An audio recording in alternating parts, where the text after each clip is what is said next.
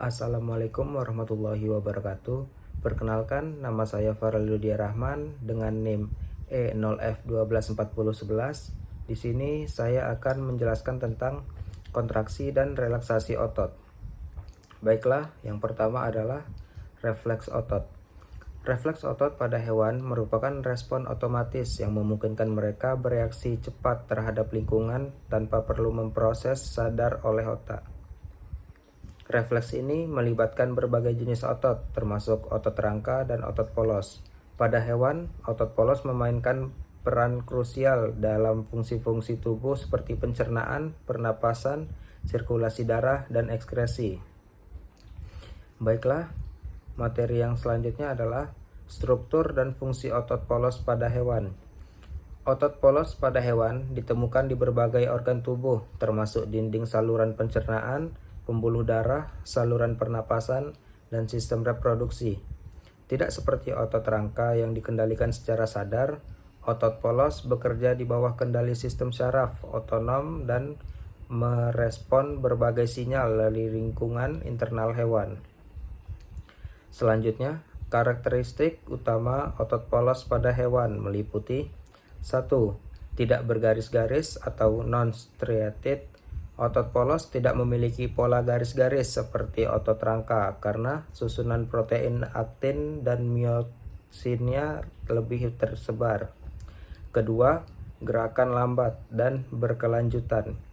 Kontraksi otot polos terjadi lebih lambat dibandingkan otot rangka, tetapi berlangsung lebih lama, sehingga cocok untuk fungsi yang memerlukan kontrol jangka panjang.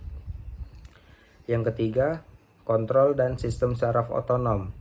Otot polos bekerja secara involunter atau tidak sadar dan dikendalikan oleh sistem saraf simpatik dan parasimpatik.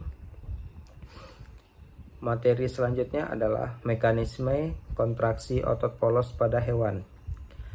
Kontraksi otot polos pada hewan dimulai oleh berbagai stimulus seperti sinyal syaraf, hormon, atau faktor mekanis. Mekanisme ini melibatkan berbagai langkah utama, yaitu yang pertama, pelepasan neurotransmitter.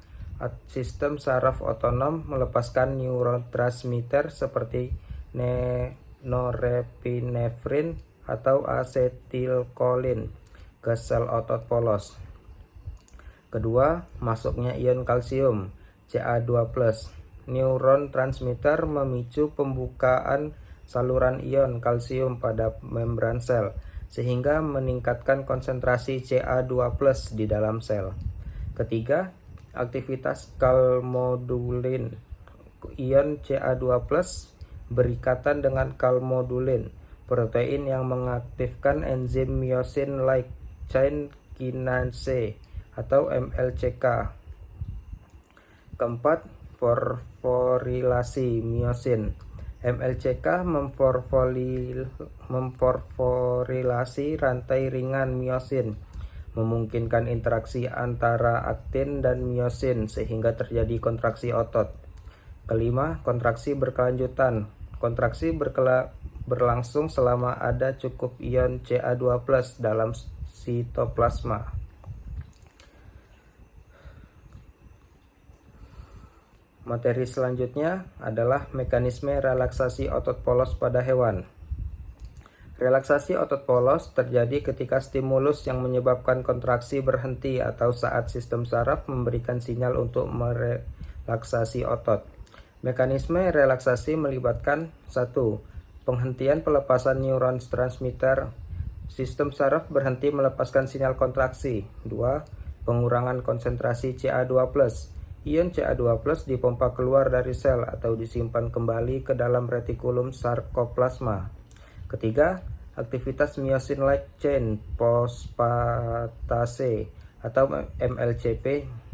Enzim ini menghilangkan fosfat dari rantai ringan myosin, menghentikan interaksi antara aktin dan myosin sehingga otot kembali ke keadaan relaksasi. Peningkatan aktivitas sistem saraf parasimpatik. Pada beberapa kasus, sistem saraf parasimpatik meningkatkan pelepasan faktor relaksan seperti nitrit oksida atau NO, untuk membantu merelaksasi otot polos. Baiklah, selanjutnya adalah contoh refleks otot polos pada hewan. Yang pertama, peristalsis, kontraksi berirama di saluran pencernaan untuk mendorong makanan. Yang kedua, vasokonstriksi dan vasodilatasi, mengatur tekanan darah dengan menyempitkan atau melebarkan pembuluh darah. Yang ketiga, refleks bronkial, mengatur aliran udara dalam sistem pernapasan. Yang keempat, ekskresi urin dan feses. Otot polos, kandung kemih, dan rektum bekerja dalam koordinasi untuk mengeluarkan limbah tubuh. Selanjutnya yang kelima, kontraksi uterus saat melahirkan, dipicu oleh hormon oksitosin untuk membantu proses persalinan. Sekian materi dari saya akhiri. Wassalamualaikum warahmatullahi wabarakatuh.